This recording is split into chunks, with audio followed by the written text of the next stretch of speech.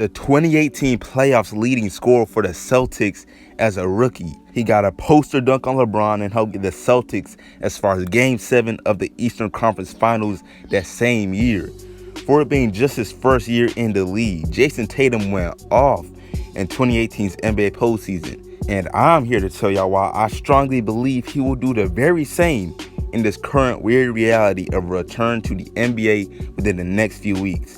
Because you see, in judging Jayson Tatum, I really only look at this season and his rookie season. I mean, not to pretend the 2018-2019 season didn't happen, but in my eyes, there are several changes between this current season and the past, leading me to a confident belief in Jayson Tatum's ability to perform well this NBA postseason. But before I dig too deep, man, if you're new, subscribe. If you're a fan of hoops, subscribe. I'm dropping quality basketball content twice a week. And I'm trying to do a little something with this channel. Like if you enjoy it too. Don't cost nothing to show some love. But back to the video though, and why Jayson Tatum will show out in the playoffs this year. I mean, there's no secret that this has been the best season performance-wise of Tatum's career thus far.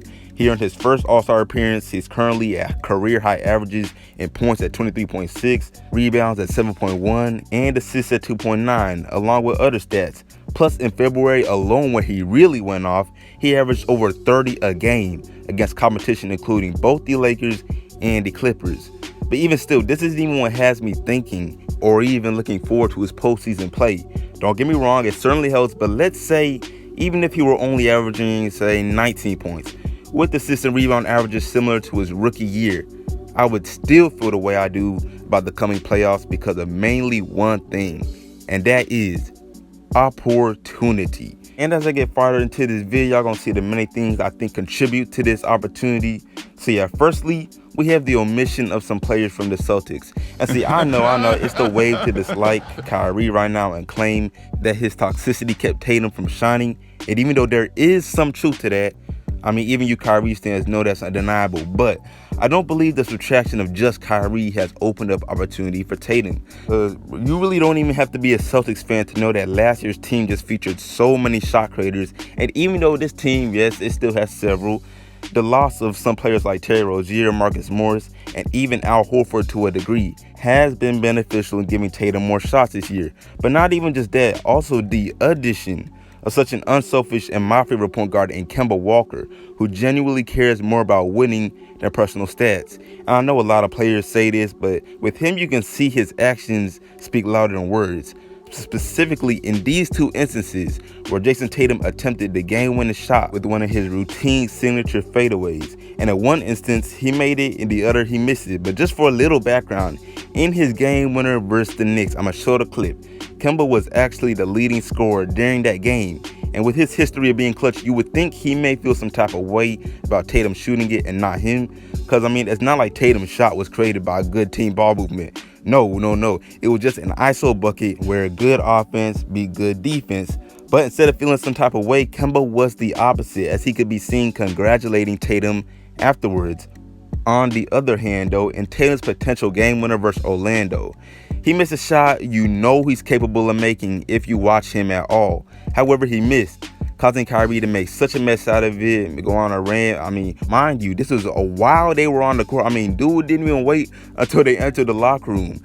Now, yes, you could say it would probably be a much different story if Tatum had made the shot, but just off Kyrie's reaction to Tatum missing, it's very telling, and it's clear he won that shot for himself and had low confidence in Tatum regardless. I'm gonna leave it alone though, because this isn't a Kyrie slander video, man. To me, Kyrie is the top 4 point guard in the league. I'm just pointing out the obvious in that situation. On to some other reasons for Tatum's increased opportunity though. His green light from Brad Stevens and even his teammates is bigger than ever. I mean, Brad's on the record saying stuff like there are few in NBA history that have been as good as Jayson Tatum is at 21. Like seriously, I doubt Brad would even have an issue if Tatum were to go for ISO points and buckets play after play in a given quarter. Because like other top players, specifically those who get perimeter buckets, Tatum is just capable of hitting these difficult shots and going on a hot streak. I mean, this green light, along with his newfound opportunities, simply just was non-existent in years past due to things I've already mentioned, like many shot creators on the Celtics. Moving on though, in my stance that Tatum will break out this postseason, I'm not gonna pretend this is an unpopular opinion. Like, the bandwagon is pretty full right now.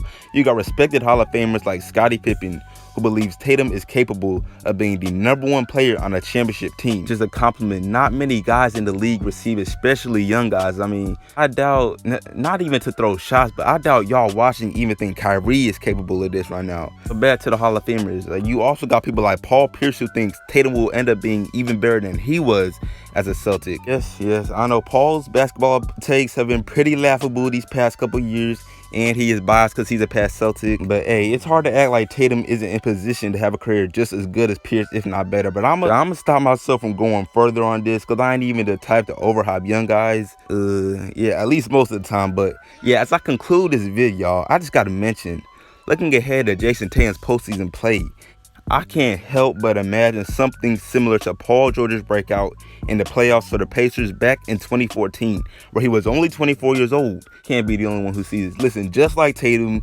that the regular season of that year featured a noticeable improvement in his stats across the board, and he proceeded to erupt in the playoffs, getting the Pacers as far as the Eastern Conference Finals against the Big Three Miami Heat.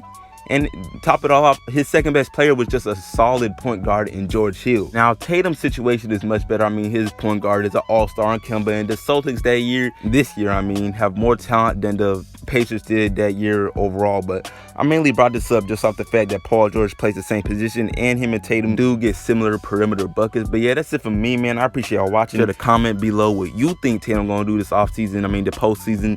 Maybe you think he'll go off. Maybe you think I'm overrating him. Shoot, let me know. But yeah, subscribe, like the sub, share it, and yeah, I'm out.